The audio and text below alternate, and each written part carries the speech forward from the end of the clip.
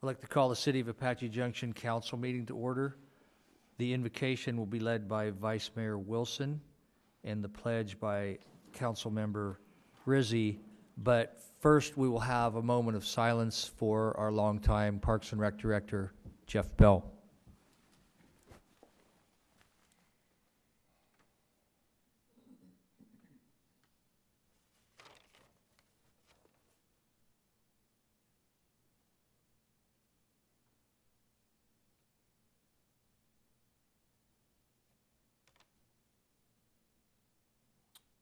Heavenly Father, as we celebrate the life of Jeff Bell and remember all the wonderful times we had with him, as well as all the great things he did for our community, we ask for your comforting hand for his family, his friends, co-workers, and acquaintances.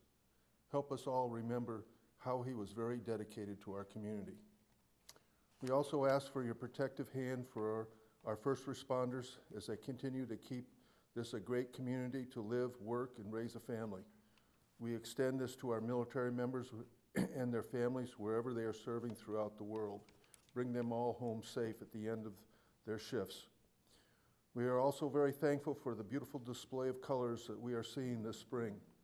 We are enjoying the extremes from the snow-capped superstitions to the yellows and blues and the greens of the desert flowers. We are also thankful for all the rain that we've had that made the rebirth of the desert so beautiful. For all this, we are thankful. In the Lord's name, amen. Amen. I pledge allegiance to the flag of the United States of America and to the republic for which it stands, one nation, under God, indivisible, with liberty and justice for all.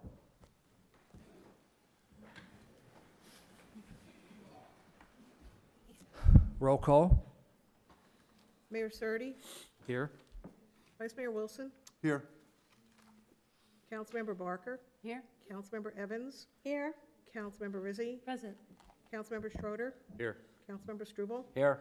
all members present. You have a quorum, Your Honor. Do we have a motion on the consent agenda? Your Honor, Yes. I move that the consent agenda be accepted as presented and that the agreement with Roadway Electric LLC for traffic signal repairs through the City of Mesa Cooperative Contract number 2017135 for 1 year in an amount not to exceed $100,000 with an option to renew annually not to exceed 2 years be approved. Second. Roll call. Councilmember Schroeder, Yes. Vice Mayor Wilson, Yes. Councilmember Barker, Yes. Councilmember Evans, Yes. Councilmember Rizzi, Yes. Councilmember Struble, Yes. Mayor Surdy, Yes. unanimous, Your Honor. We have no awards or presentation, but announcements. When it comes to March in Apache Junction, you're about to hear what we do well, and there's plenty to do, and we're going to start out with Councilmember Barker. Oh, okay. Can we start with the PD awards, Al? Yeah, the council and Bryant and our city attorney all had the pleasure of joining the police department for their 9th annual award ceremony. It was the night of the ladies. The Officer of the Year was Detective Stephanie Jewell. Dispatcher of the Year was Jessica Kelly. Yeah. Got some better ones? Go for it. Go for it. Go for it. Oh, yes. Our guest speaker here was Chief Williams from Phoenix, who was absolutely tippy-top excellent. And we had a picture of Jessica. Do we have a picture of Lori Erlinson for the Civilian of the Year? Paws and Claws Director, wonderful. And the Volunteer of the Year was Paige Beville for her wonderful event that raised so much money for Paws and Claws. And the one lone male who managed to work his way into this was Auxiliary Lieutenant Will Haynes, who was the Auxiliary Officer of the Year. We could not have a police department without Mr. Haynes there. I mean, he does something of everything and has since, for as long as I can remember. So it was a wonderful night, very enjoyable. Good times were had by all. Robin, can I impose on your time? Mm-hmm. You see in Congressman Gozar's hand there, that was a flag that he awarded to Will Haynes that had flown over the U.S. Capitol. Yes. So that's quite an honor. Then on Saturday, we had the Library Con. Yeah. And it was packed. I want to tell you, this place was packed with kids and with characters. There were marvelous, marvelous characters there. We had the Ghostbusters, and then we had this lady. I don't know quite what she is. And then we had these girls who said, "We don't want pictures." But there were a lot of kids dressed up, too. It was a wonderful event. I enjoyed it tremendously. And next, I went to the Genesis and Food Bank Volunteer Luncheon. This was put on in combination, Genesis and the Food Bank. They had 170 people there. They had amazing number of raffles and prizes and wonderful stuff and good food. Actually, it was the same lunch that we had for dinner at the PD Awards. It was really funny. I looked there and said, "Oh my gosh, that's the same lunch." But it was very good again, so it was wonderful. There they are. Great people. Honored all of these people who take so much of their time to work for the food bank and for the Genesis project. It was grand. And I presume that everybody up here wants to talk about blues and brews, so I will not. However, it was marvelous. It was really, really great. So everyone else can talk about that. Robert, nothing? So we're going to go to Krista. You know, I just wanted to say thank you for all of the volunteers in our city, and to say thank you to all of our staff and officers in the police department, whether they received awards. We appreciate all that they do for our community, all their hard work to make our community safe. We couldn't do it without our volunteers. We couldn't do it without our police department, and for those who got the awards, they were certainly well-deserved. So thank you all for your service. Oh, one more thing, Mayor Surtee. Welcome back Chief Kelly, who was out for a while, and we were delighted that he was back for the awards. That was great. Yep. Yeah. And so I had attended the Blues and Brews Festival. The park, it was literally standing room only. I had seen some aerial photos. We happened to have a booth there doing like a hydration station. We were handing out water, but it was literally standing room only. And the crowd absolutely loved it. It was just great. The weather couldn't have been more beautiful. The only thing I heard was that, can we have next year, can we have a 2-day event? So I would say that speaks to how well the community loved it. We drew a lot of people in from our neighboring communities, so it was just awesome. Whoever, all the volunteers that worked so hard to put this together, and to those who worked, had the idea to even have this festival, thank you all. It was really a great attendance and a great festival. Jeff Struble? I would just like to say about the policeman's banquet. It was very rewarding on my part to get to watch some of the things that were talked about, the officers and the personnel and the volunteers, what they do for our community that don't hit the news, that don't get the accolades. They're just out there serving our citizens, making sure we're safe. They always say that nothing good happens after midnight. Well, that's the truth, and there's things that happen that our officers were recognized for, and it just exemplifies what not just our officers, our police officers, but the other staff members of our city that they do for us, and they're greatly appreciated. Gail? Not this past weekend, but the weekend before, we also had the Bluegrass Festival over at Earthart Park. This year, it was only a one-day festival. The crowds were very consistent all day long. It was much colder than it was this last weekend, and that sort of helped keep the crowds not as big as they were the year before, but it was still a really nice festival. But I'd also like to remind everybody, tomorrow night at the Multi-Gen Center is the Development Services. We'll be talking about our 10-year development plan. 7 o'clock, you should all stop by and just kind of see what we have planned for the next 10 years. Chip? Yes, well, I've got a couple of things. First off, not this past weekend, the weekend before, we had the tractor pull and tractor show in Apache Junction. And it was very well attended, and they had really a little over, knocking on the door of 3,000 people that attended this event on the 2 days that we're out there. And it was an opportunity to see I'm going to say the John Deere and the putt-putt that it does and everything, including the picture of what they call the hit and miss, which was used for power way back at the turn of the century. And it was something that was interesting to watch all these old engines working. And I also sit on the Pinell County Fair Board. And one of the things that I wanted everyone to be aware of, the fact that this upcoming weekend is the Pinell County Fair. And it has an opportunity to go down and have all kinds of ride activities.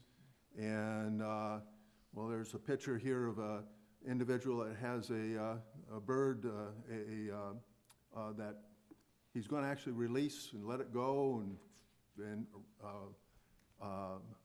actually get some prey, not necessarily prey, but it's going to be some meat.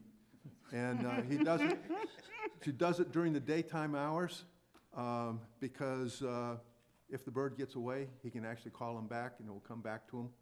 But it's be very interesting. They have a cowgirl roping, yes. Trick roping individual, and she's very well known throughout the United States in her abilities. Goes along with the aspect of the roping events that go on and the different types of activities. And I like the clown college that they also are going to be doing. And it's going to be very interesting. You know, come on down and enjoy. It is at the old 11-mile corner. And come on down and have some fun.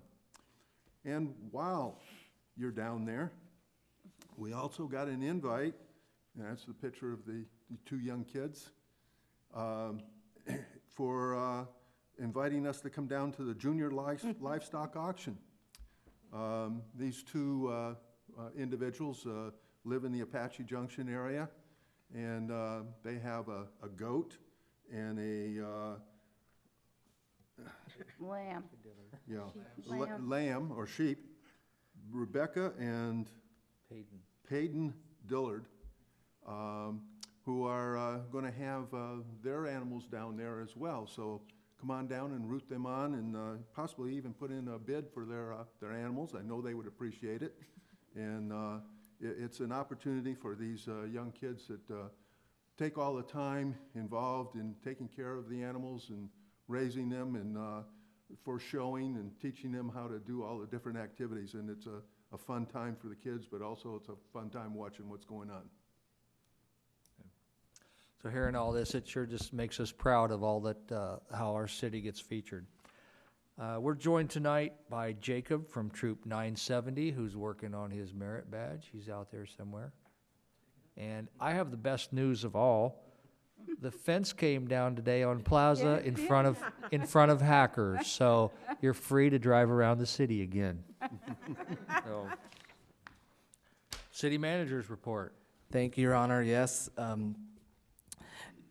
There ever is a comment says there's not something going on in Apache Junction, I don't know what to say, except that it is a huge team effort between all the organization, volunteers, Chamber of Commerce, and that's what we're good at.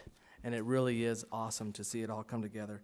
I do feel sometimes we cram it all into a couple months, but I think that's understandable on best time. So I'll add one item just as a reminder. I really appreciate the meeting starting out with a remembrance to our Parks Director, my good friend Jeff Bell, and I want you to know how much I'll miss him. And we're having a celebration of life for Jeff Bell this Sunday over at the Multi-Gen, a building that he appropriately designed and helped build. 3 o'clock, the Multi-Gen this Sunday.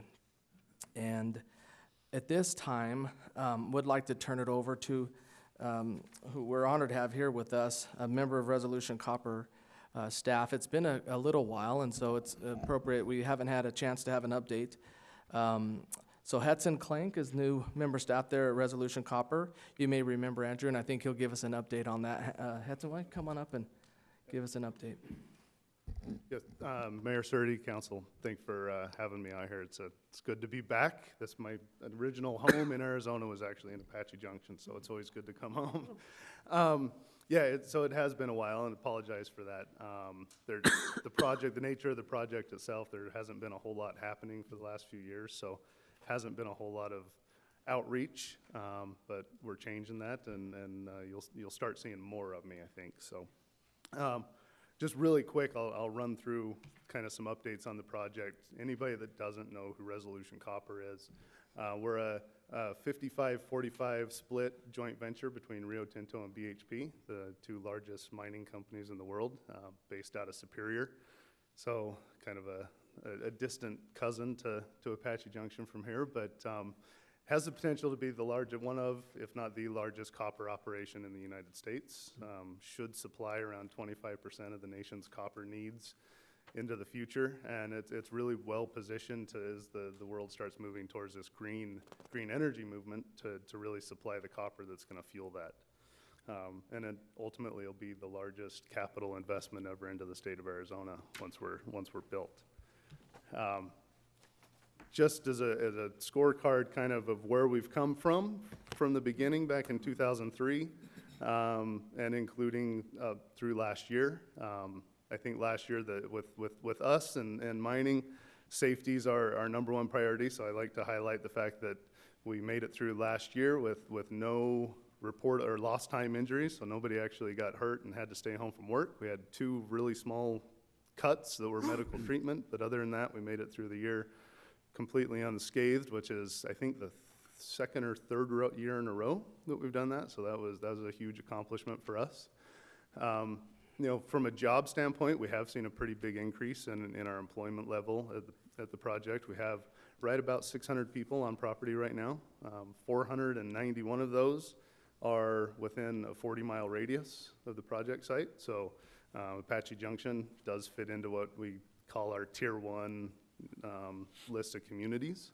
So a lot of the benefit you see there is trickling through Apache Junction. And I think the one that really speaks volumes to our commitment to the local communities is we've spent right about $1.4 billion on the project so far, and 42% of that has been within that 40-mile radius.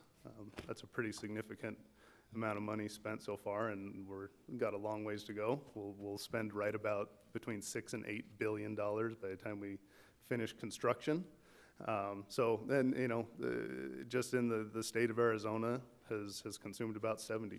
So it's a lot of money being spent here in the state.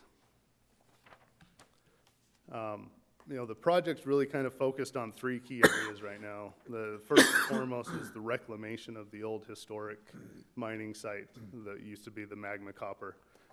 We took it upon ourselves to take on that cleanup ahead of time and clean it up now versus at the end. The second phase that I'll talk about is our permitting, and then finally the construction of what's going on with the actual construction of mine infrastructure. So these are good pictures. They're a little bit dated, but they're good examples of the reclamation work that has been done so far. So pictures on the left were actually National Geographic photos from 2004, and an article that talked about the terrible legacy of mining and what was left behind.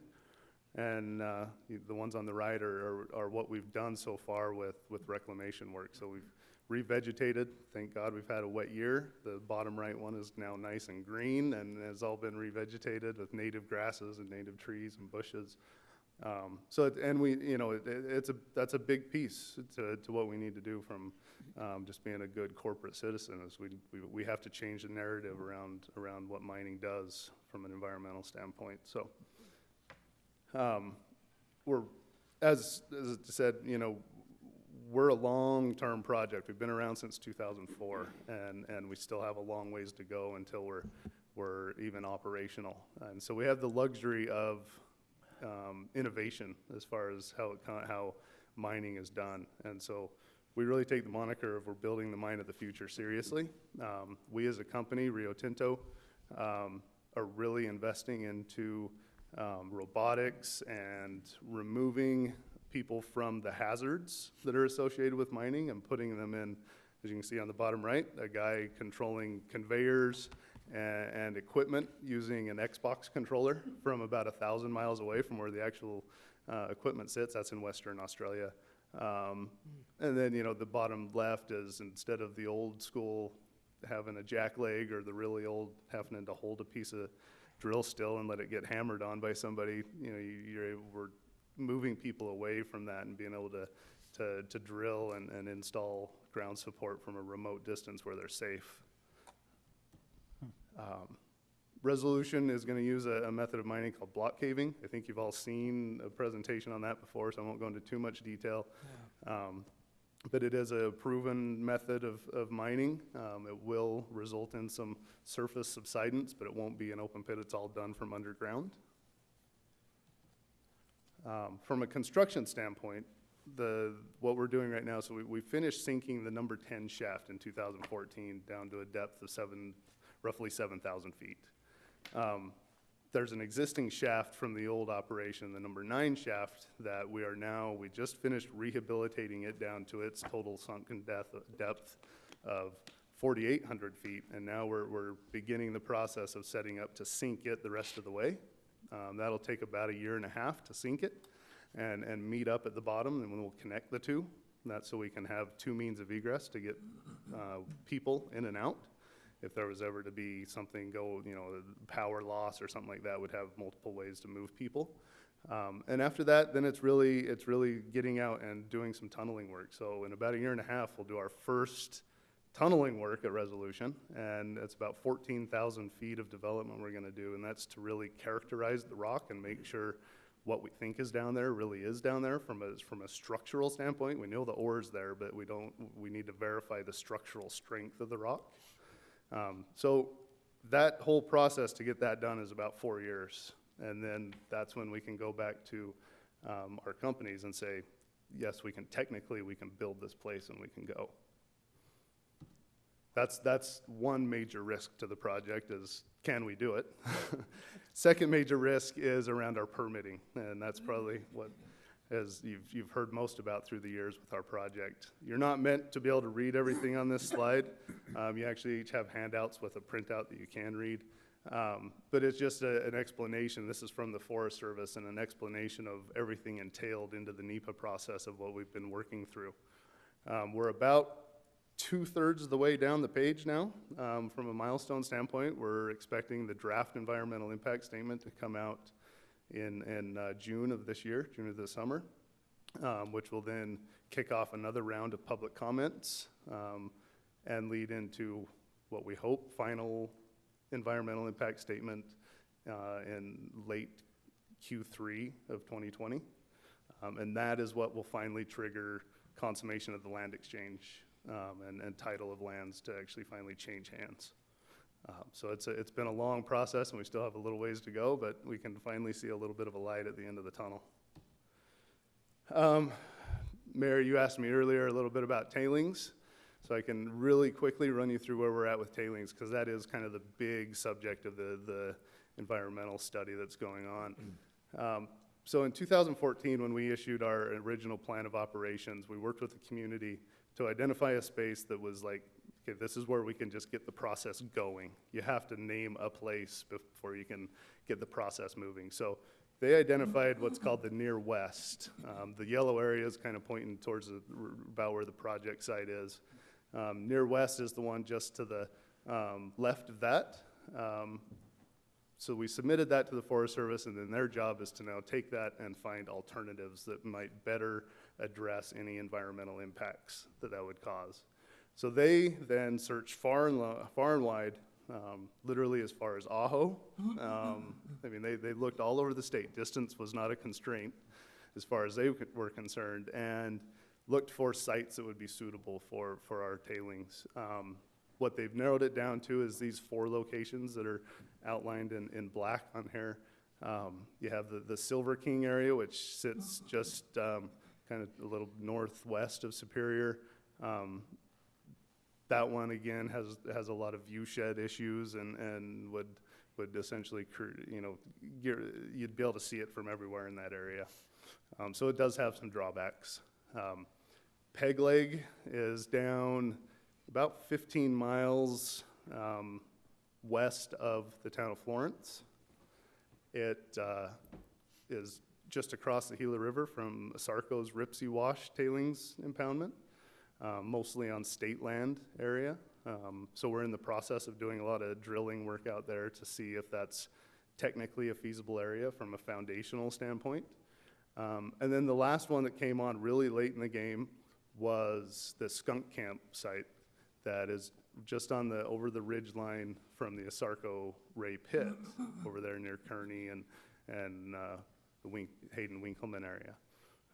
That one was more of a result of the Forest Service and BLM and state lands all saying, we don't want to give up any of our land, find some private land out there, and also a result of public comment. That was a big issue through public comment, was get it off of public lands.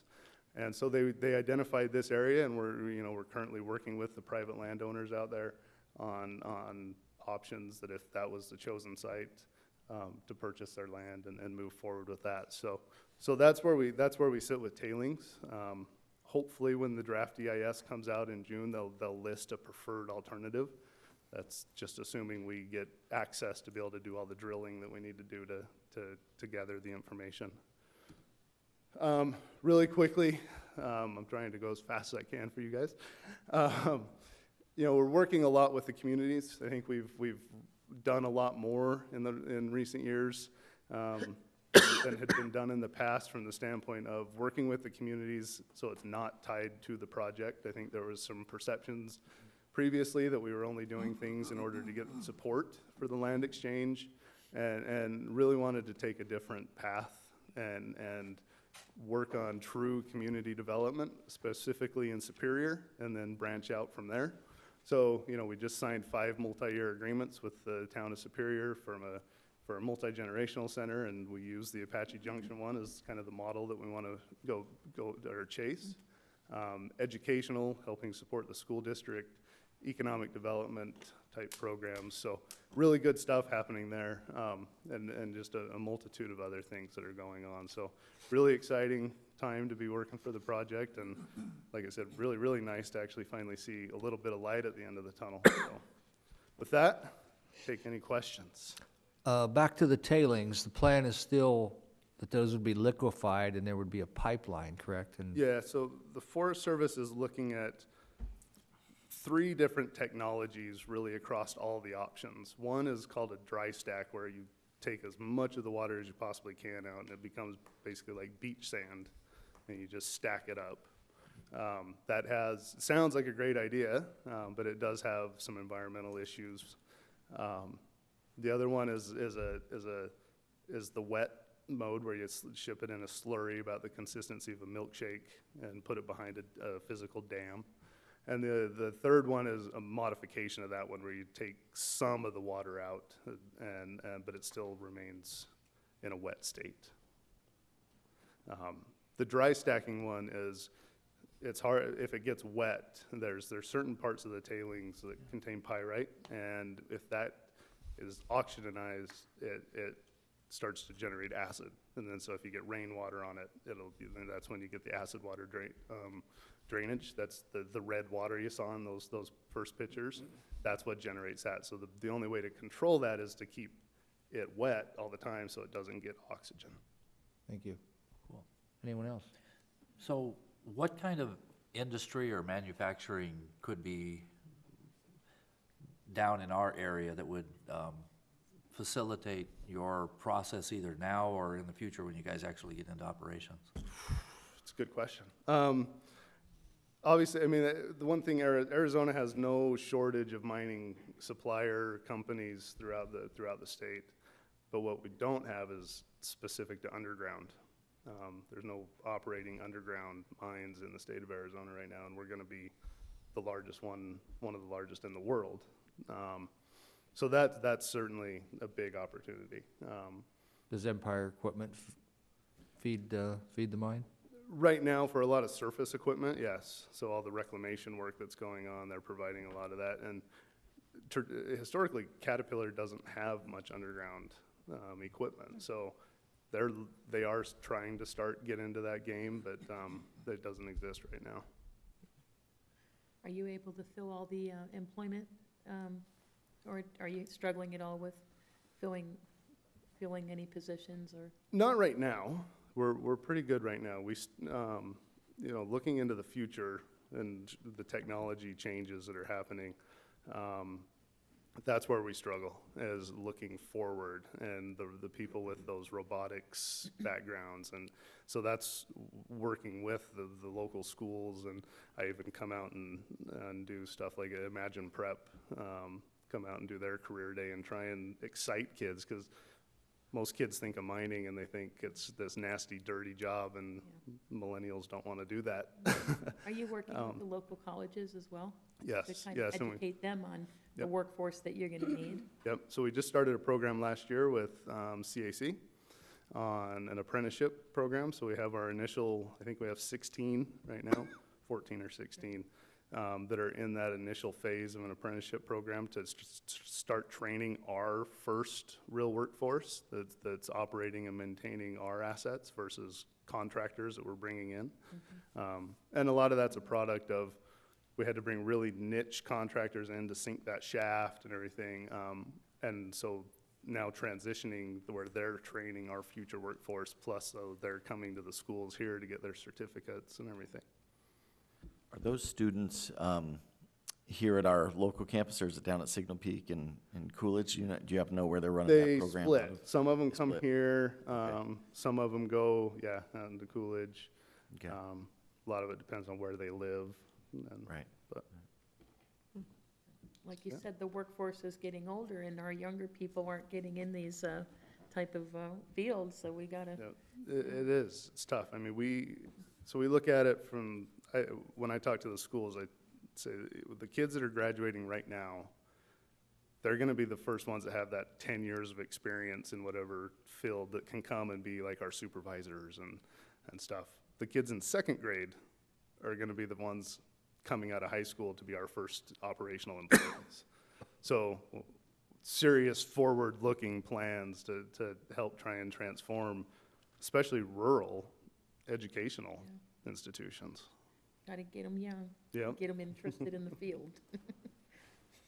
Anyone else? Thank you. Do you have any relatives in your family that made it to colonel? You probably get tired of hearing that, don't you? No, never heard that one before. Okay. So, Thank you, that concludes it, yep. Yeah. Thank Thank you. you. Thank you for the update. Absolutely. Consideration and application for a new Series 9 liquor license for Fry's. Kathy? Yes, this is a request from Fry's to have a Series 9 liquor license with sampling privileges for their store on Old West Highway. In your packet, you have comments from the police department, planning, and the fire district, all of whom recommend approval, and then also one from building division who is recommending disapproval. You do have a representative from Fry's here this evening who appears to be very well versed in what Fry's is doing and why they have to do this, and it's because of some rules on the part of the state. And he is here in the event you have any questions. I think we'd probably like to hear from them.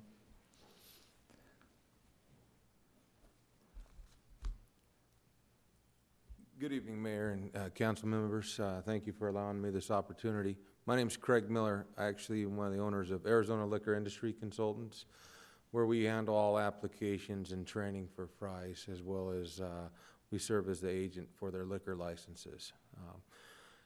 Fry's, this location has a Series 9, which is a beer, wine, and distilled spirits store license to sell packaged goods to go. And they also have stacked a Series 7 beer and wine bar license inside, where you can go and then have a glass of wine or beer.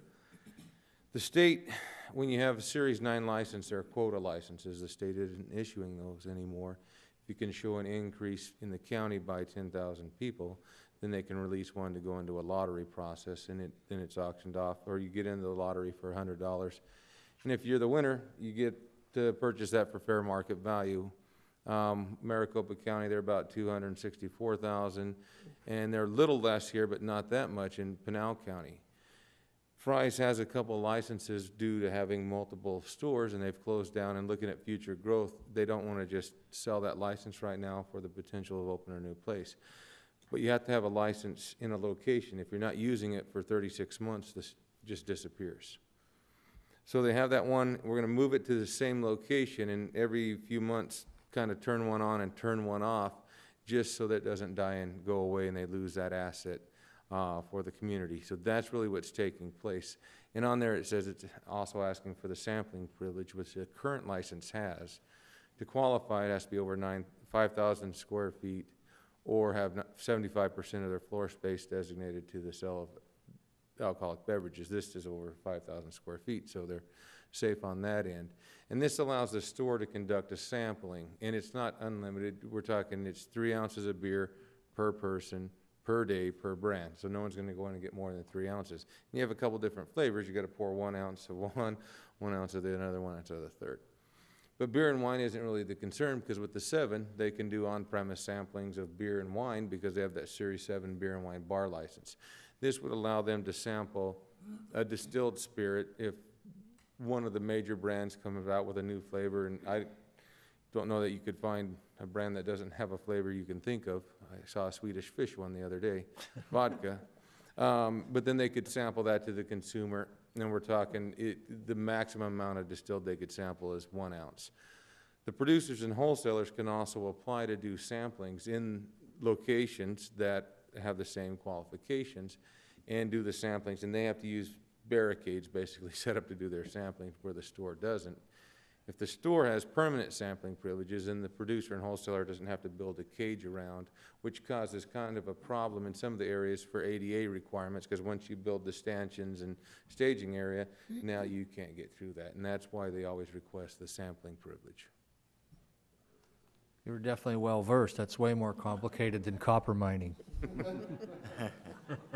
It all made sense, though. Any questions? I have a question. It seems to me that, as I'm looking through some of the staff comments, that the concern is that the samplings might go on all over the store instead of where the beer and wine is. It's Fry's policy to do the sampling where the product's available, because if I do the sampling out in, the clothing area, Right. and it'd be by the time I got to the alcohol, I'd forget which one it was. So they want to sample it where the consumer can have access to it, and it actually says in the statute that you're going to do samplings in those areas. Okay, so their concern, well, I'll read it to you. It says this particular department recommends against a sampling license unless it is restricted to the beer and wine area of the store. So you're saying it would be restricted? It'll be in the beer and wine or where the distilled spirits are available on that. Wherever. Where you're going to be able to sample it and then grab it off the shelf and put it in your cart. Yeah. Okay, thank you. You're welcome. Any more questions? Thank you. Thank you, sir. This is a public hearing. Would anyone like to speak on this item? Can we have Dave speak on it? And any discussion among ourselves? Could we have Dave actually explain what his concern? Dave? Zellner? Yes. Well, you brought it up. Dave Zellner, building official, mayor and council. The primary concern was in line with what Robin brought up. You know, we kind of had already approved them to have, you know, liquor and the beer and wine in a particular area of the store. And, you know, there were some compromises with the building code then. And the information that we got with this request showed the sampling covering the whole store. So I feel better knowing that, you know, it's kind of restricted to that area. You know, it's just hard, you know, they fill out stuff for the state, we get that from the state, it doesn't necessarily meet our needs, and it's just kind of difficult. So I appreciate you asking that question, I think it's fine. Okay, Thank you. thank you. If no more questions, I'll ask for a motion. Your Honor, Yes. I move that the application for a new Series 9 liquor store license and sampling privilege license for Fry's Food and Drug, number 665, located at 150 East Old West Highway, Apache Junction, Arizona, be recommended for approval to the Arizona Department of Liquor Licenses and Control. Second. Roll call? Councilmember Barker, Yes. Councilmember Struble, Yes. Councilmember Evans, Yes. Councilmember Rizzi, Yes. Councilmember Schroeder, Yes. Vice Mayor Wilson, Yes, Mayor Surtee, Yes. unanimous, Your Honor. Presentation, discussion, and consideration on Resolution 1901, service fees. Mr. Mayor, you can do number 8 and 9 together. They'd be one public hearing and different motions. So number 9 is presentation and discussion on subdivision fees. So, Larry? Good evening, Mayor, council members. We were here, I think, 64 days ago, because we put these on the website. They have to be published for 60 days. So we were here. We've given you a couple of presentations about this topic over the last year or so. We had direction to staff to go do this in 2017. We finally got around to finishing it. We have had one comment, just someone coming to the counter that does Arizona rooms and says, the fees for Arizona rooms are going to go up, and we said, yes, they are. So it's been 12 years since we've last looked at the fees. So the fees were adopted in 2006. So I think we've got a different approach this time with kind of making them more transparent. So like today I had to explain to someone how we currently calculate what it costs for a fence permit. It's not even in the code. We have to do this roundabout way to come up and tell someone what their fence permit is if it's over 6 feet in height. So Dave can give you more detail, but essentially the spreadsheet that we had gone through, these include not just building, but we updated some of the planning fees. We had created some processes last year when we changed the subdivision code for lot splits, lot combinations, so there's some new fees there. Also, we tried to create some fees for the city engineer so that if Emil is doing work, he's currently really charging that kind of on HERF. So we're trying to, if you're doing floodplain work, then we can have the city engineer charge time, if you will, or at least get permit fees related to floodplain type work. So that's kind of a lot in, I think it's a 19-page ordinance or something like that. But if you have any questions about a specific fee, or if you remember 64 days, how we've kind of walked through all the calculations for residential, commercial, and all that. So we do have some new fees that we've talked about for technology fees and some GIS fees that are also in there as well.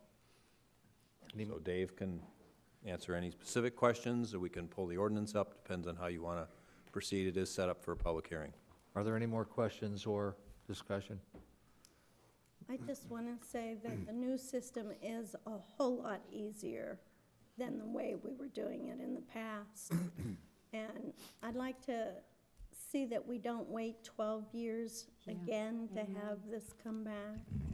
Amen. If I may, council member, I may not. Well, ordinance number 1469, there's a provision in there that says it's a review of every 60 months, so it's a revolving time. And you do that, you asked for that probably starting in 2012, I believe. So they're trying to do that with every ordinance that involves fees. Okay, great, thank you.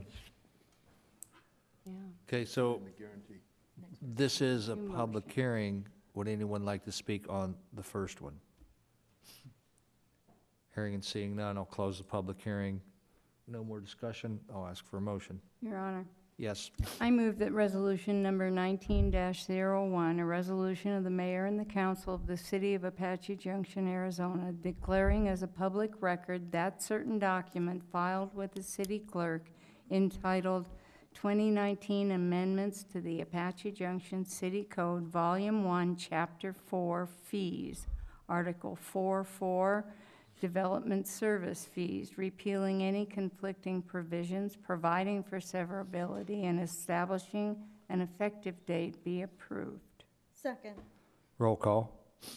Councilmember Schroeder, Yes. Councilmember Barker, Yes. Councilmember Evans, Yes. Councilmember Struble, Yes. Vice Mayor Wilson, Yes. Councilmember Rizzi, Yes. Mayor Surtee, Yes. unanimous, Your Honor. Is there any more discussion on 1469? Okay, this is a public hearing. Would anyone like to speak on 1469? Hearing and seeing none, I'll close the public hearing and ask for a motion. Your Honor, Yes.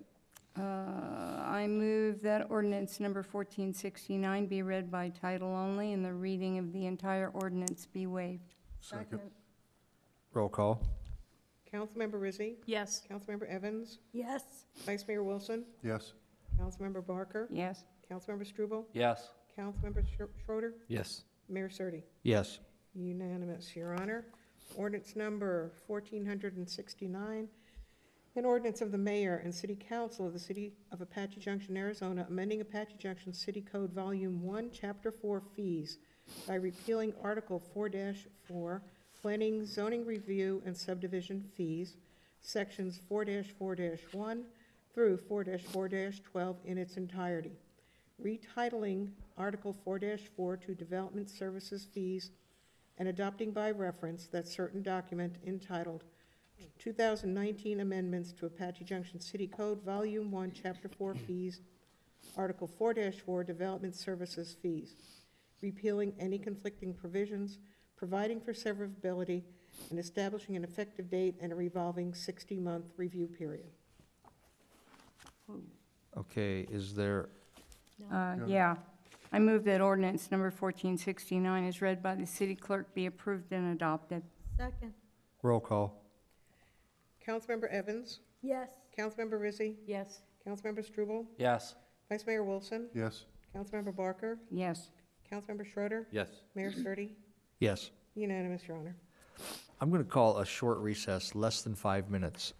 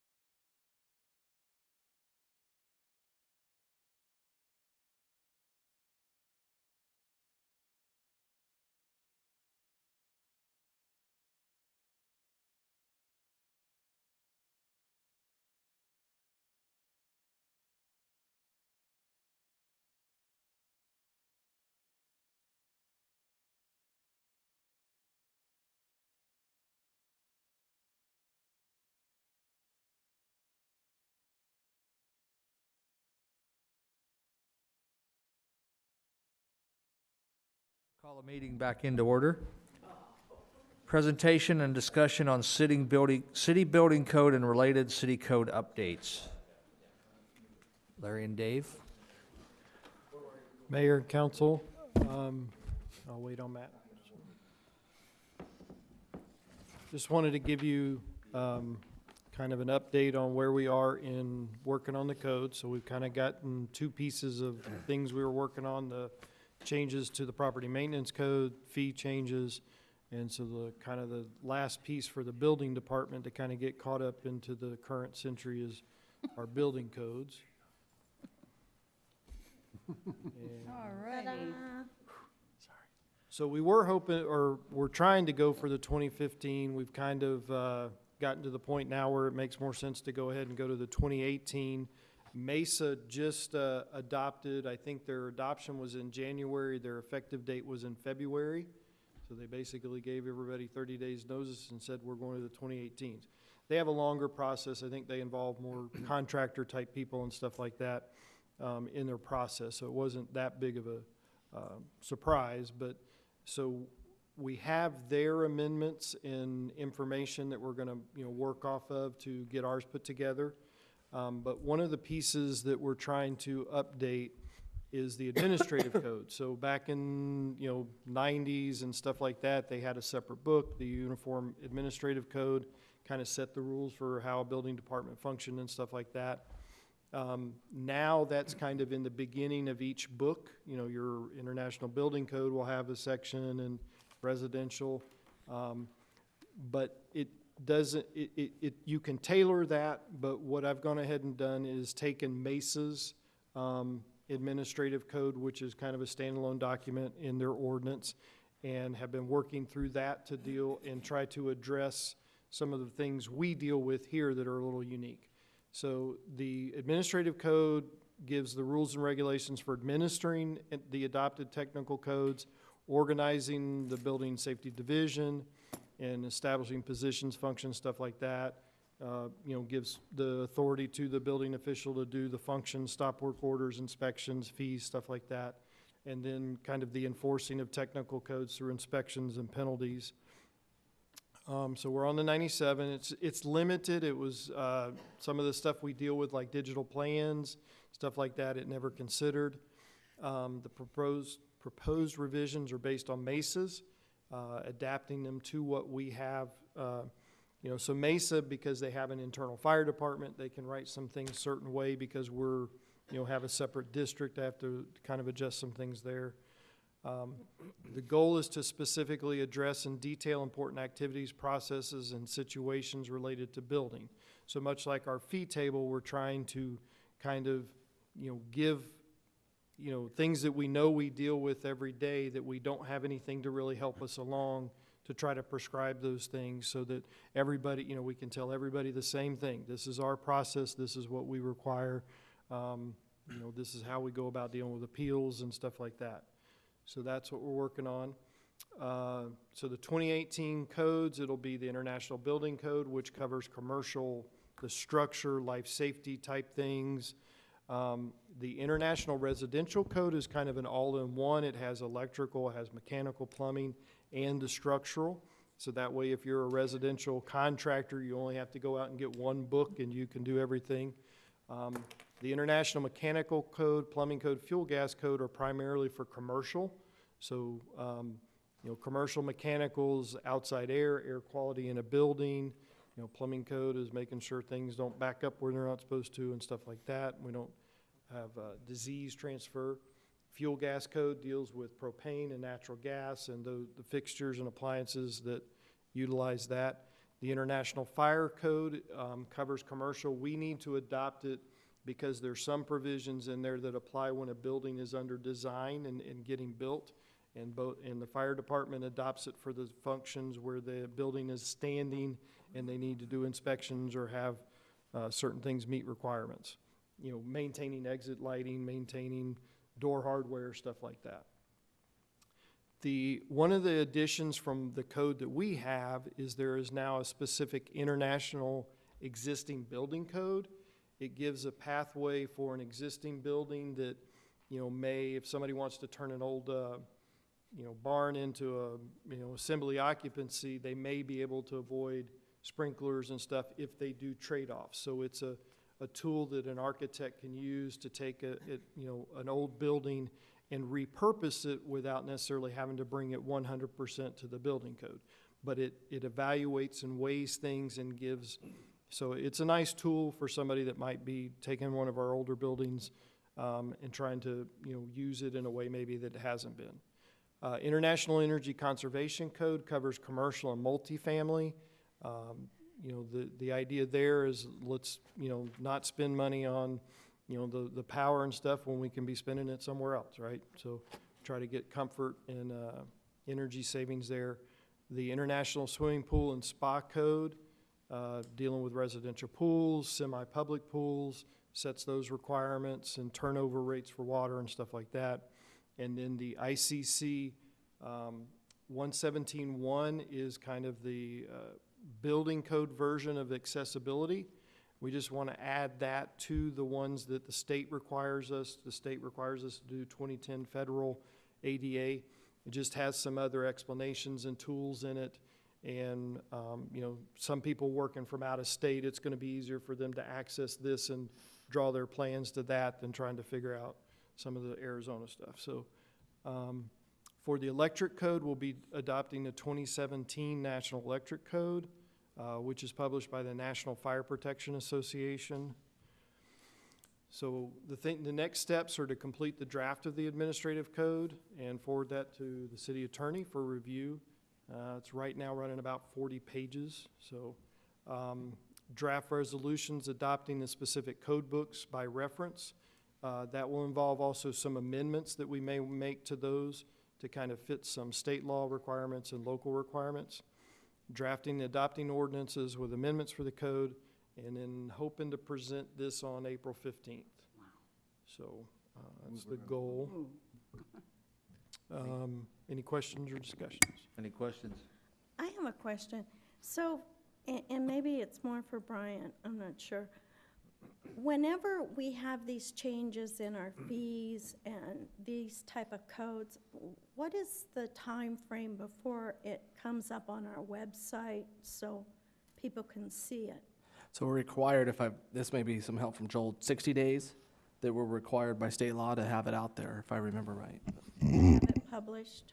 We have to publish it and then leave it out there for a period of time. So we're gonna, this is the equivalent of a work session item that happens to combine. We're just getting the idea going, and we'll be back with more data and information. But Joel? I think your question's a little different, but I think in order to even go forward for council to actually see it, it has to be published, and it has to be accessible to the public. That's under Title IX. And there's a 60-day waiting period basically for comments from the public to look at. They can come to the next meeting, or 60 days after. If you 60 days, they can see it, and then they can come to the meeting where you discuss it. And then at that point, you can adopt it. I think what you said was after it's adopted, how long does it take? Mm-hmm. Well, that's an administrative function, and there's no state law that says it has to be online by X date. We do have a company called American Legal Publishing. They do put it on, and it's up to staff to get it to them. And So it's a fairly quick. Time at that point, yeah. So at that point, it won't be much of a quick couple weeks turnaround. So even our fees and that, it's a fairly rapid update. Yes. And I add to that, and in the meantime, though, the pre-fee publication, the announcement of the fees and where and when the public hearing will take place remains on the website. Yeah. So it's there, should somebody want to look it up. Okay. Also, if I may, I'm sorry. There's also, and I don't know when the Development Services Director wants to have these effective. I don't know the date. Maybe Dave could answer that. But then after they're effective, there'd be a time period also for the public to get used to. And hopefully it's a matter of at least a month. It has to be at least a month, unless you do an emergency clause, which I would not recommend. And so I don't know if you want to make it July 1st, but Dave can speak to that. And then there's also the 60-month review period, so that we don't get behind like we have in the past. Krista? Okay. And so I have a quick question. So the reason that we're looking to use a lot of these international codes was because a lot of the other cities are using them around? What was the reason? Because I've looked at some of them, and I'm not a big fan of them, honestly. On planning and zoning, we had several different ones come through that were international codes that I wasn't a fan of, so I'm trying to figure out why. What is it? Why are we doing The only reason so the code is developed in the U.S. with U.S. building officials, U.S. corporations, U.S. industry, the wood industry, the, concrete block masonry, all that. So this code is developed here. It's based, anybody can make a request to have something added to code. It goes before a body. There's, question and answer and, rebuttals and all that stuff. And then it gets voted on by a committee that's been appointed. These are engineers, other building officials, fire officials. They're people a lot smarter than I am that then kind of vote and then move forward. But then the body, which is made up of officials like me, get to vote and say, yes, we do want that added or taken out or revised or whatever. The international the reason they went with that is they want other countries to be able to use it, encouraged to use it. So, but it doesn't have anything to do with, input. So, one of the Abu Dhabi, I think, has adopted a version, basically adopted those codes for their construction with amendments. And, they're doing a lot of, huge skyscrapers and stuff like that. I think there's some other, I don't know if Costa Rica's done it, but it's not, and they don't do planning and zoning codes. So that body is got to be a different body that does those. So, but this is the organizations that existed before ICC, which is International Code Conference, were the Uniform Building Commission, UBC was developed by the International Council of Building Officials. So ICBO was kind of primarily Western. In the South, you had the Southern Building Code Conference. You also had BOCA, Building Official Council of America. So those bodies all existed and were doing their own codes in a whole bunch of different areas. And so somebody said, we've got so much stuff happening within the whole United States. Why don't we try to simplify it and bring those bodies together? So in '97, they started and put out the first, combined code was the mechanical and plumbing. Then in 2003, I think, is when they actually did the first building code, residential, and stuff like that. So, our current code, Dave, is an international building code. I mean, I think Right. the reference to Mesa only was to let you know that that's where a neighboring community had just done a 2000. Our current code is a 2007, most of them, 2006 IBC. So, And there is a specific effort, kind of headlined by SRP, to try to get all the cities on the same versions. So we're trying to match up with everybody in the valley, so it's just easier. I mean, it's not easy if you're in Tempe. Okay, what does Apache Junction make me do that I don't have to do normally? Mm-hmm. But wouldn't, and that's exactly why I asked the question is, don't we want to shape the codes according to our community and our community needs? Or is it just to simplify it and I can understand the need to simplify it so that people have a better understanding coming into it, what they're looking at, but at the same time, it seems to me that it would need to be somewhat tailored to our specific community wants and needs as well. So I can tell you probably for just the building code, you are probably in the development of that, you're probably talking 1,000 to 2,000 hours that you would need to dedicate engineering. I mean, that's, we do try to look at it and, if something really seems out of scale for what we have here, but it's also, it has high wind areas. We're not a high wind area, but it has provisions for if you're in South Florida and stuff like that. So there's certain elements of it that won't apply to us, seismic, but it does define. And the other thing is, you have a lot of people coming from other areas and their expectation is kind of based on what they know. So if they're coming from California, that's their, this is nothing.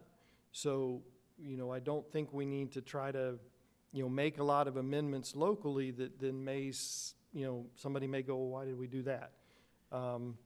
You know, the code now is much more supported by the national home builders, and the other organization is BOMA, Building Operators and Managers Association. So they've been able to get things they wanted in and stuff like that. And so, you know, the only really problematic provision I know of for everybody is residential sprinklers, which the state has said we cannot make anybody sprinkle, you know, houses. But they're, you know, I think it would be a good idea at some point, but that's not something we can do. So we have to amend that out. But So I it's don't a know that starting- we want to, you know, really go and try to tackle developing our own. Yeah. So Dave, this is meant to consolidate or bring us into conformity so that when builders or contractors or whoever comes in and they know that if they're gonna build a building or do a project in Tempe or Mesa or Gilbert or wherever it might be, and they wanna do it in Apache Junction, that they're gonna be able to follow the same structural, plumbing, electrical procedures. Right. But we still, because of our zoning, we can still regulate the zoning within the city on specific structures, that type of stuff. But this is just more for specific structural, mechanical, plumbing, electrical, that type of thing, correct? Right. Okay. You know, and the mantra for the group that develops this is the minimum. This is, you know, we've, based on storm damage or seismic or whatever, Right. this is the minimum. You can exceed it. In a lot of cases, they will. It can impact your insurance ratings for your buildings. And pretty much, we've asked everybody, Fry's, Wendy's, all the new buildings, Discount Tire, Big O, and all that stuff, they've done 2015 just because I said, would you please? You know, and it's like, well, yeah, we're already designing everything else everywhere else that way. And it helps them because they can actually get a lower insurance rate because they designed it and an architect said, oh, that meets that. You know, their insurance company goes, that's good. It's more current than what the city has. We'll give you the discount or whatever. So, you know, I think it's going to be, there are some things, the big things that'll be our arc faults are required in a lot more area than they were in the 2005 electric code. You know, but we went through kind of the same thing with GFCI. They, you know, when they first came on, they didn't work real well. People had lots of problems. Now they pretty much, nobody even, oh yeah, I got to push the little button and I'm back on. Arc faults kind of are going through the same thing. They're actually probably farther advanced compared to where GFCIs were when they came on now, because they've actually been in since I think the 2008 National Electric Code. So we're actually a little behind where everybody else has been requiring these and using them and stuff like that. So the industry has followed and been able to make the product better and stuff like that. Tamper-resistant plugs is one of the things that's been added. They've adjusted some wind speed stuff, but that was more just that there's a different method of design now. So they used to use allowable stress. Now everybody does load factor, LFRD, something. But so there, you know, there's been changes in how engineers engineer buildings. So they've tried to adjust the codes. Okay, here's the factors and the way to do it. You know, that's more conservative or less or whatever. So So the point is, it's a starting point that we can change and change according to what our community wants and needs would be. It's a starting point. right. Okay, a standard starting point. Yep. Anyone else? Oh, July, so we do want them to be effective July 1st when the fees change.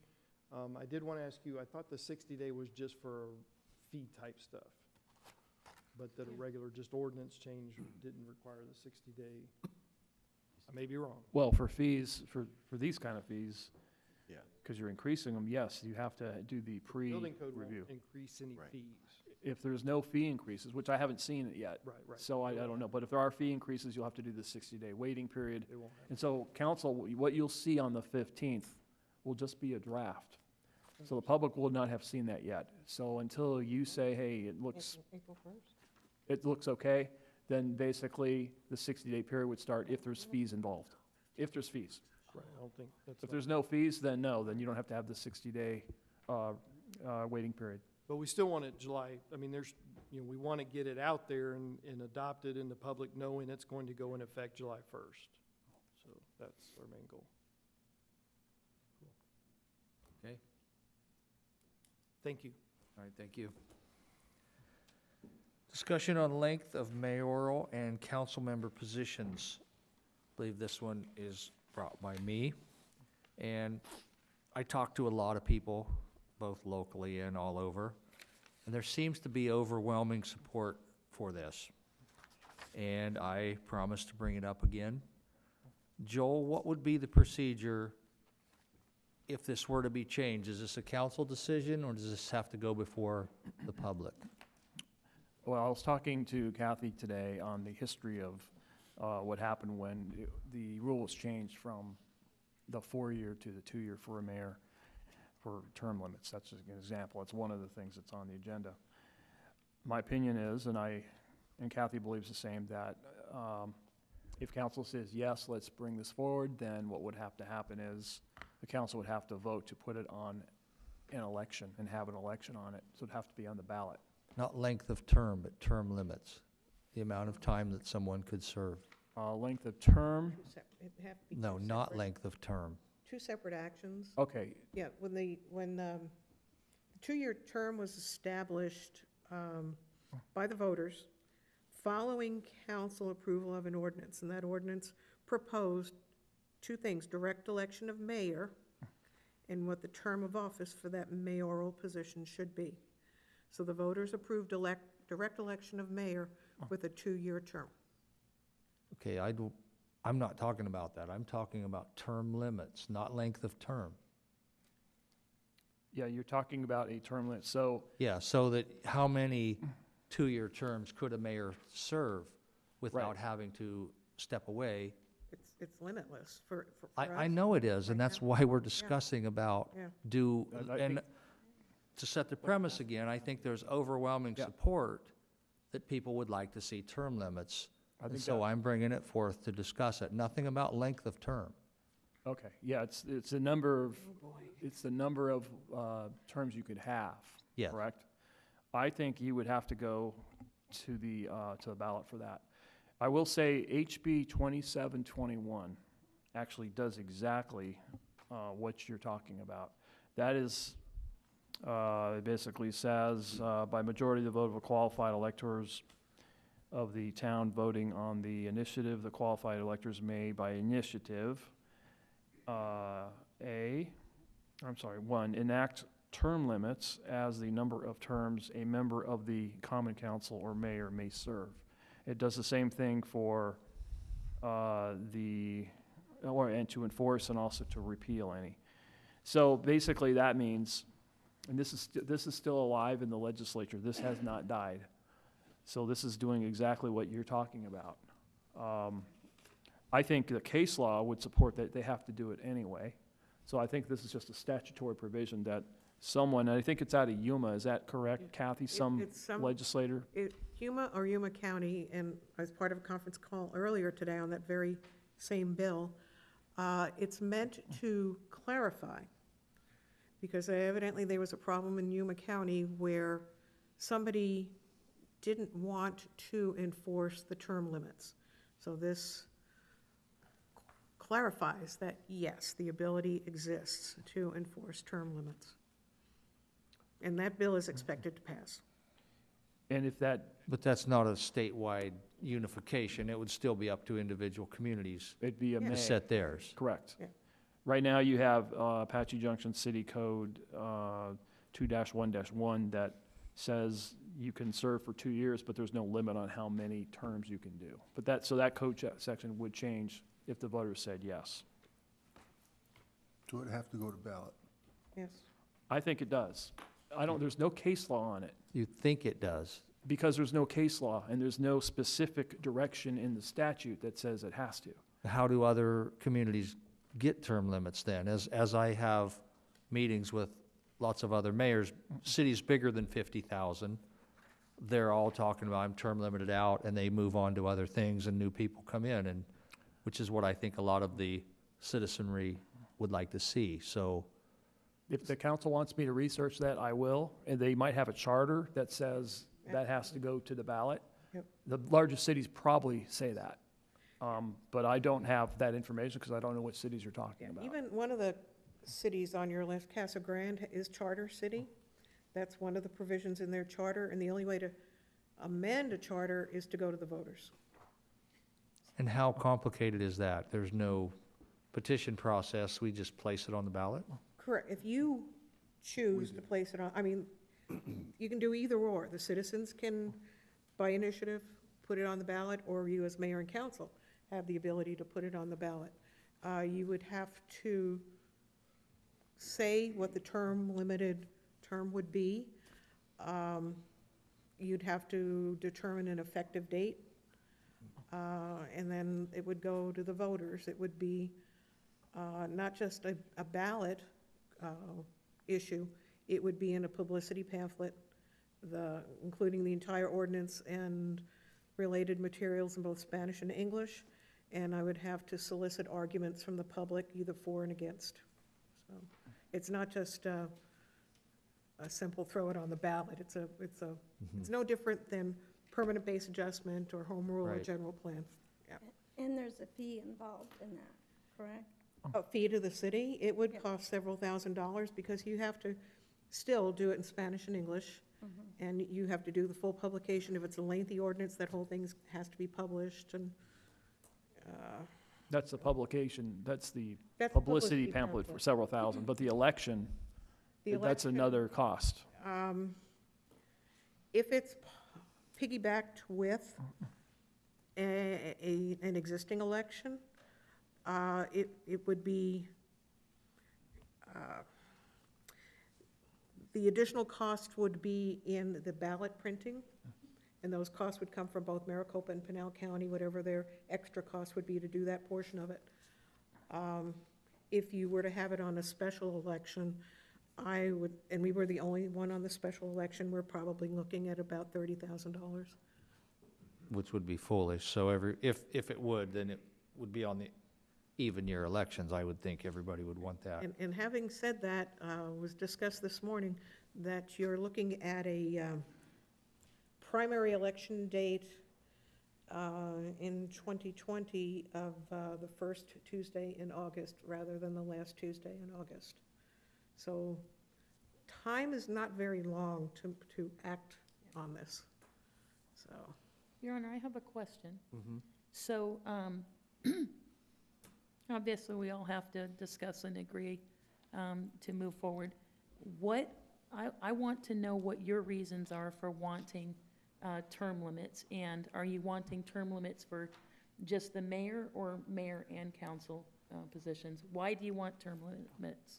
Mayor and council, because as I talk to the voters, the citizens, they all think that it's a good thing, and it's happening nationwide same way with Congress and the Senate. I mean, people go in there in for 40 and 50 years and you cannot get them out.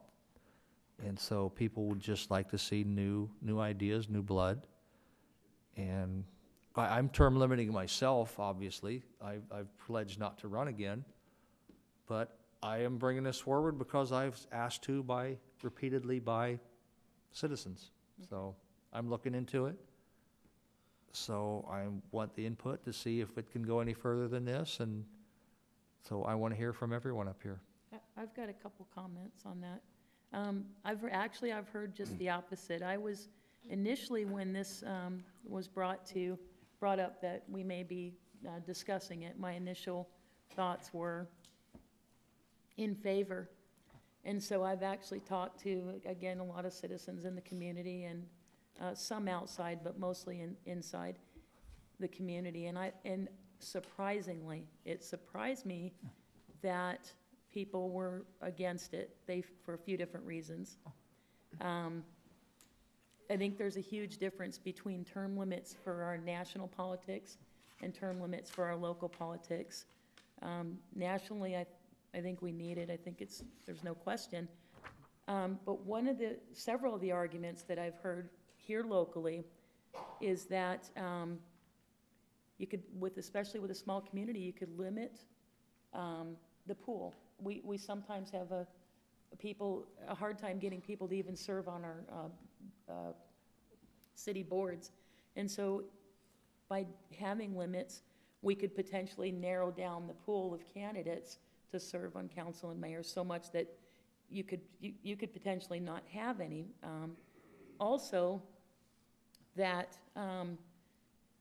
this is another thing that I had never thought about that kind of surprised me, is that people felt like they have the opportunity to go to the polls and vote, and that for us to make the decision for them to put term limits is almost like undermining the people's vote. If they're tired of a candidate or tired of a council member or a mayor, they have the opportunity to vote us out. And for people that might be considering running, I agree. I think we need more people stepping up.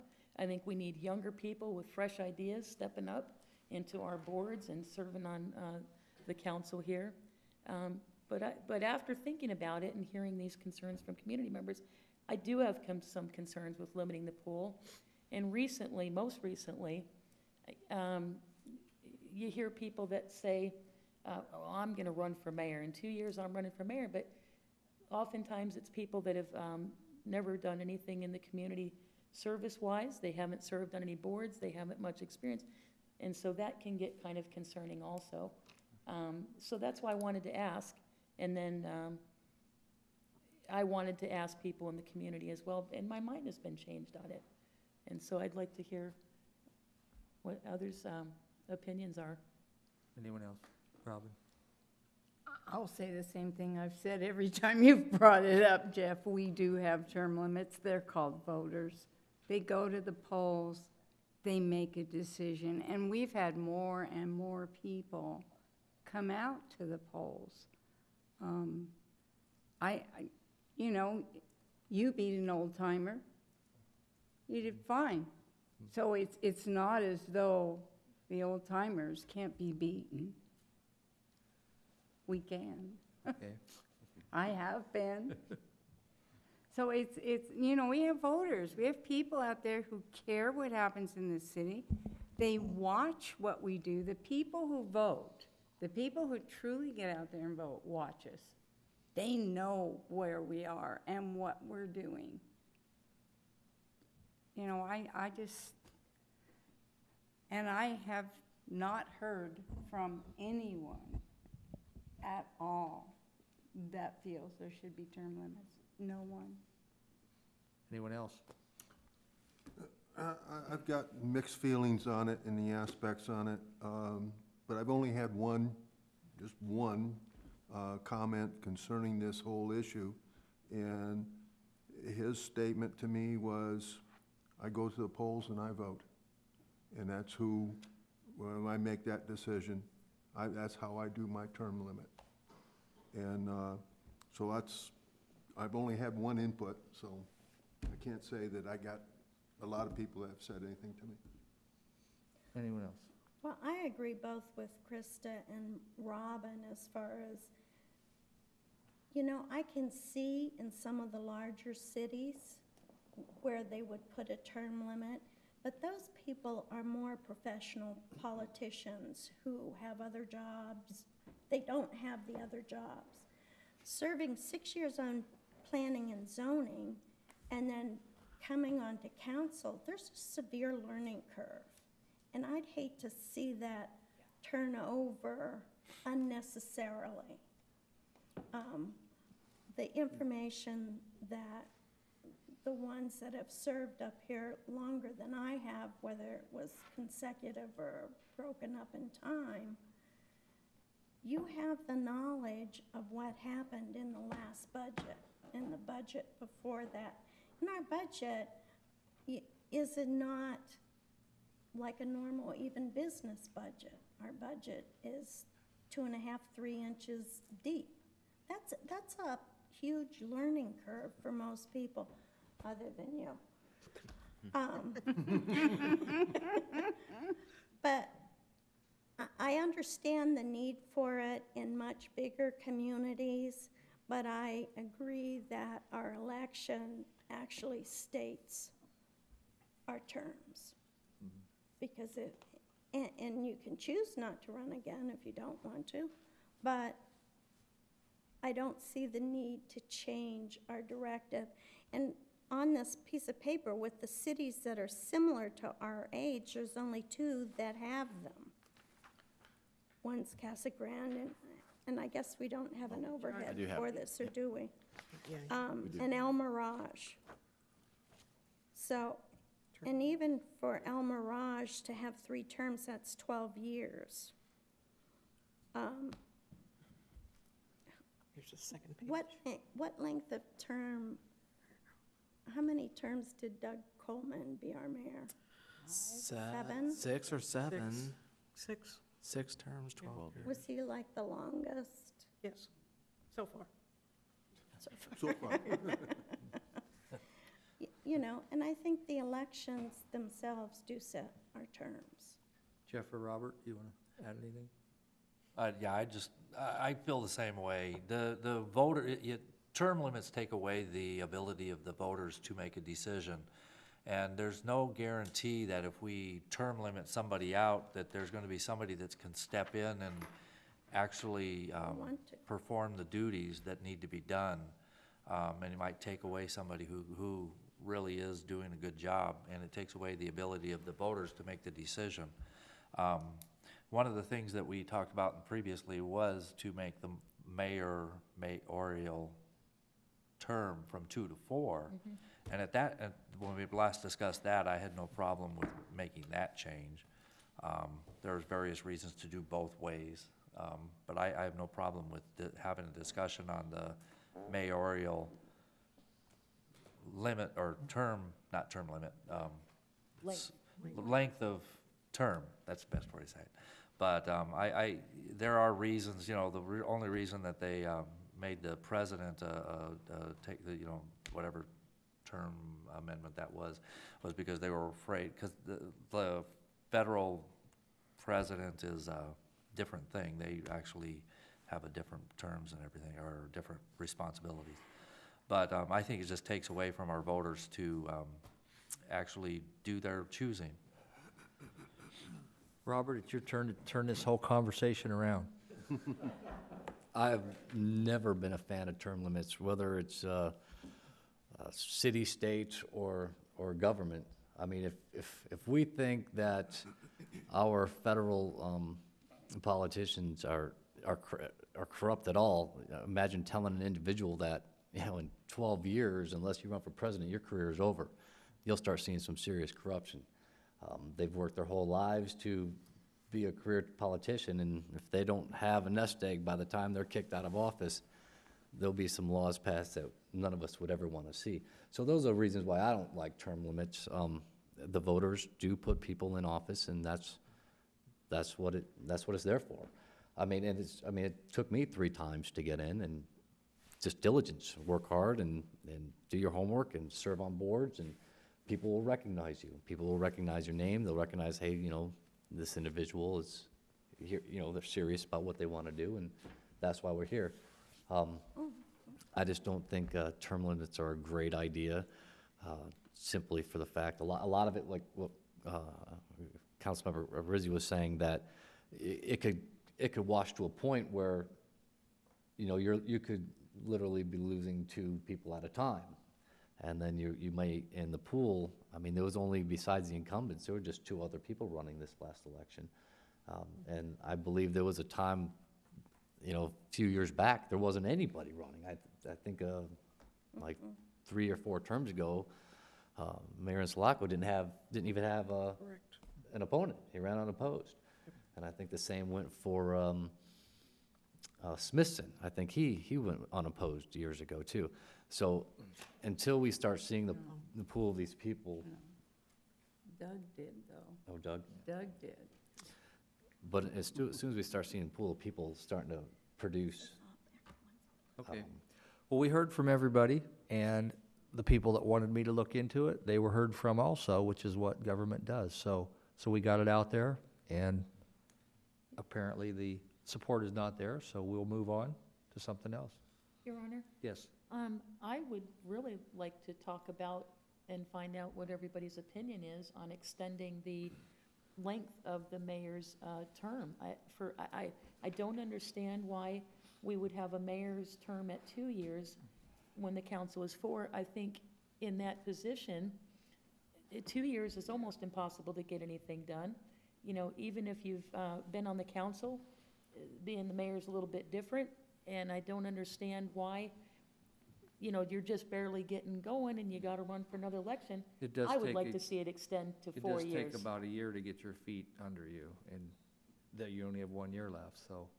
I would be for that too, but I don't think that's what's on the agenda, so I don't know if we can talk about that, or, but since we're all discussing, we could put that on a future agenda to talk about that.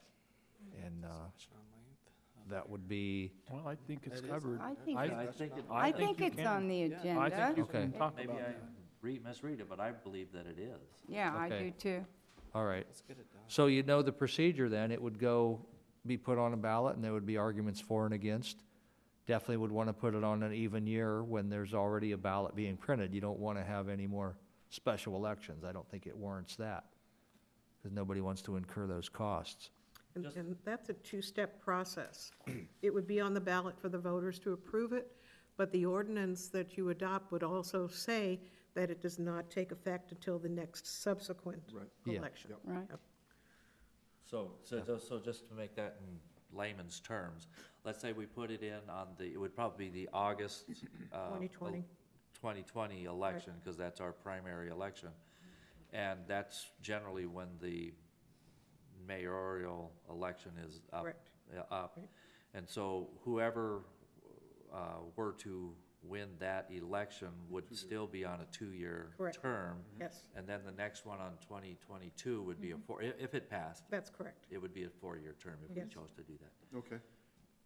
And so, just to highlight what Mayor Surtee was talking about, he was just appointed to the airport board president. And, those are the type of things that we have out there. They add prestige to our city, because our elected officials can be serving on these boards and things that are outside of the city. And it helps to highlight the city and bring recognition to us and things like that. He had been just elected right before the election, and if he had lost that election, we would have lost that seat, I guess you might say. No, you wouldn't lose the seat. Well, not, but the president of the board type thing. And we wouldn't lose the seat on the airport board, but he presently is sitting as the president of it. But, those are the kind of things that being sitting for a 4-year term allows the mayor to get acclimated, get his name out, get he or she's name out there, to serve on those higher outside boards and commissions that we can do, and not have to worry about every 2-year term election. And I think it would only help our city's standing out there in the outside communities. So I will speak to that, as I do meet with, the East Valley mayors meet every several months for lunch, and the first time I was there, they're all staring at you like, who's this guy? So then after a few terms, they do get to know you. So what Jeff's saying, you do build up a relationship with the other mayors in the other cities. So it would be helpful to have 4 years for sure. So it looks like there might be support for bringing this back to Mr. do Mayor? something more, to have an official vote. This is not a votable item tonight, so. So what is the process if we wanted to? Could somebody at this point just direct the staff to look into it, or what is? Not tonight, No. but you could put it on a future agenda to do just that. Okay. Okay, Mr. Mayor, yes. you asked me earlier to turn it around.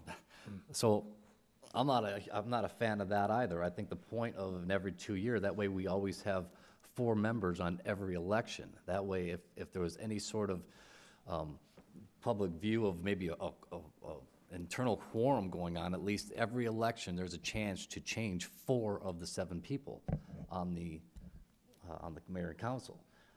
You have a mayor that serves 4 years, and he falls on an election where other council members serve 4 years. Those 4 people are going to maintain themselves for the 4 years. And if term limits do not get passed, I mean, incumbents are tough to de-seat. So I think that's why a mayor is every 2 years, because that way there is always 4 of us on the ballot every election. Well, you've got a quorum situation going when you have the mayor running every 4 years with those same people. You've got this quorum, you've got this little game going, and we've seen it in other cities. Yeah, come on, we have. I'm not a proponent of that plan. I like the 2 years. I think, I do not know what folks in town think of it. I know what they thought of it when we voted for it years ago. I don't know whether those minds have changed at this point or not. I still think you've got voters. And if somebody runs for mayor more than once, those voters can vote that person back in if they feel that person is doing a good job. And we've seen that happen. We've also seen people get elected once and not get reelected. I mean, that's happened also.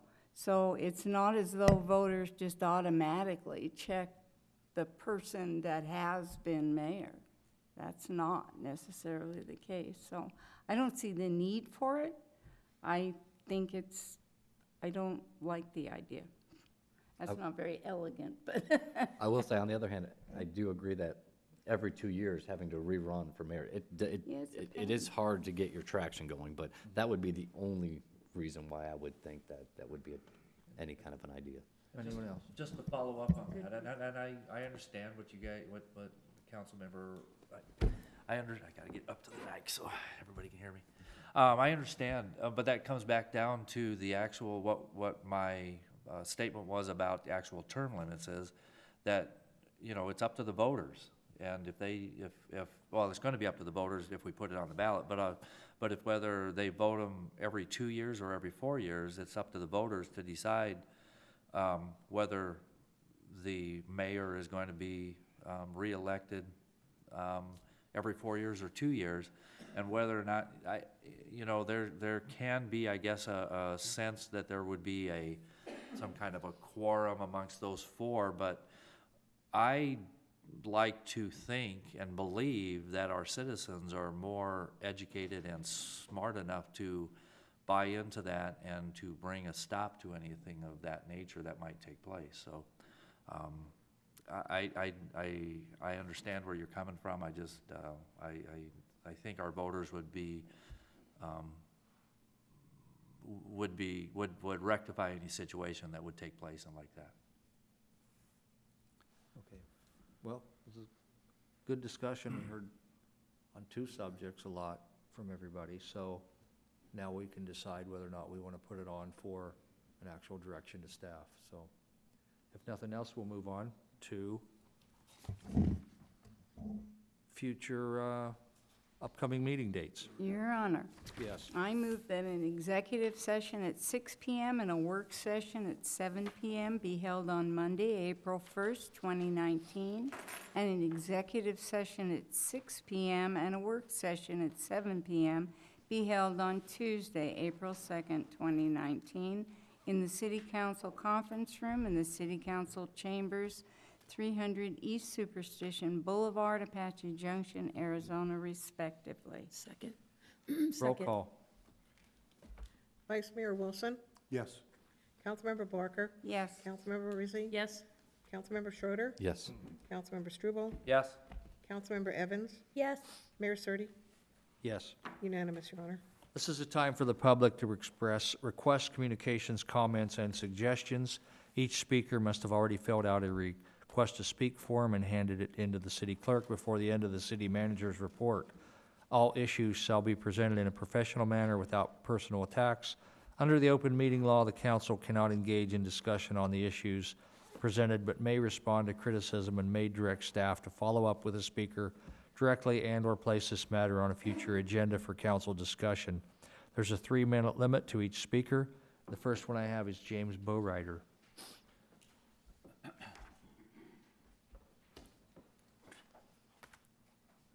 Mr. Mayor, City Council, my name is James Borichter.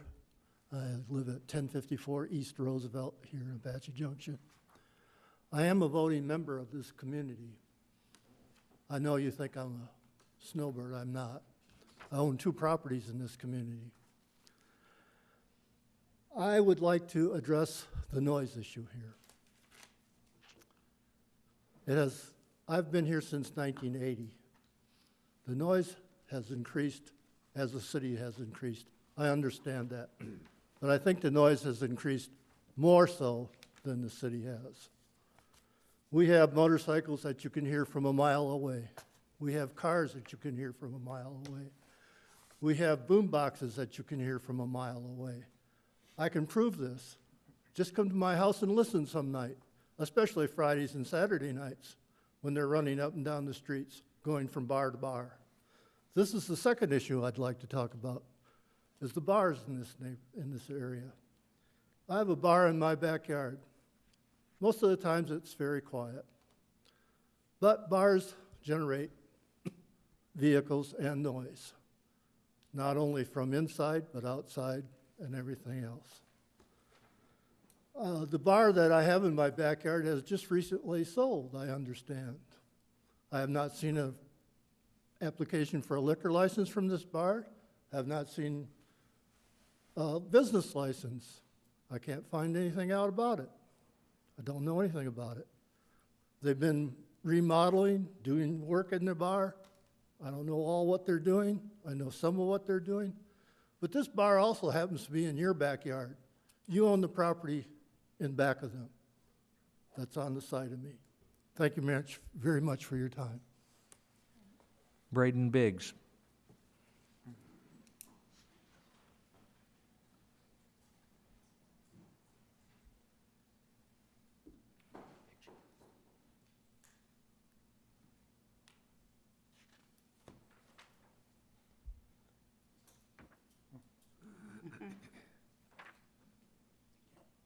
You're almost out of time.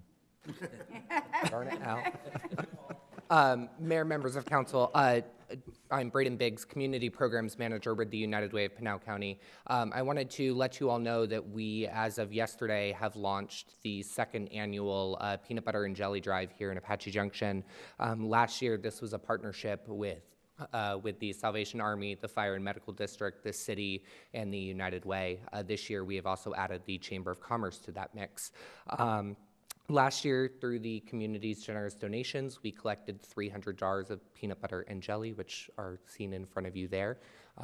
That was great fun to stack all of that up and make sure it did not fall down. All of the donations go to Apache Junction Unified School District, Avalon, Imagine Prep. 1 in 4 children within Pinal County live in a food insecure household. Of course, with the summer vacation getting ready to come up, many of those kids will go back to those food insecure households for a month to 2.5 months. These programs like this help to cover our weekend backpack programs that each one of our schools in our community do to ensure that our kids have food for the weekends. Our goal this year, last year, like I said, we collected 300 jars. Our goal this year is 301, if not more. I want at least one more, though. The city, Bryant, correct me if I'm wrong on this, but we've partnering with the city. Each one of the departments is pitting against each other to make sure that, which department can collect the most. So that's a really great thing. The fire department or the fire district is actually pitting station against station to see which station can collect the most.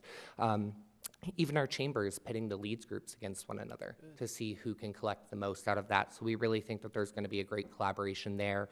I just want to point out that one 15-ounce jar of peanut butter or jelly can make 15 sandwiches.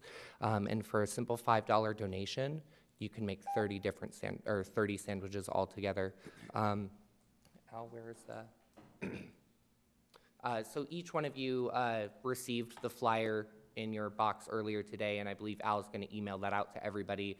And then, of course, the United Way, as well as each one of the partners, has that flyer to be distributed as well and get sent out to the community. So this is going to run until the end of April, and then we will distribute everything right before school gets out in May so that each one of the schools can distribute to their kiddos. So thank you very much for all your support. Braden, did I hear you say that you're supplying boxes for businesses that wanted to participate? I might have missed that. We can. Thank you. And Any comments? how would we get businesses to compete against each other? Any business can Actually, compete I'm against sorry, one I another. have to interrupt. Yeah, There we- cannot be back and forth because you're at call to the public. Oh, sorry. But they can huddle. Anybody They have can any huddle around. comments? Yeah. I think this would be a great way for businesses to get involved and to have a competition amongst ourselves to promote this for the kids of our community and the families of our community. Is that appropriate to say, I hope? Yes. Yeah. Anyone else? With that, we'll be adjourned.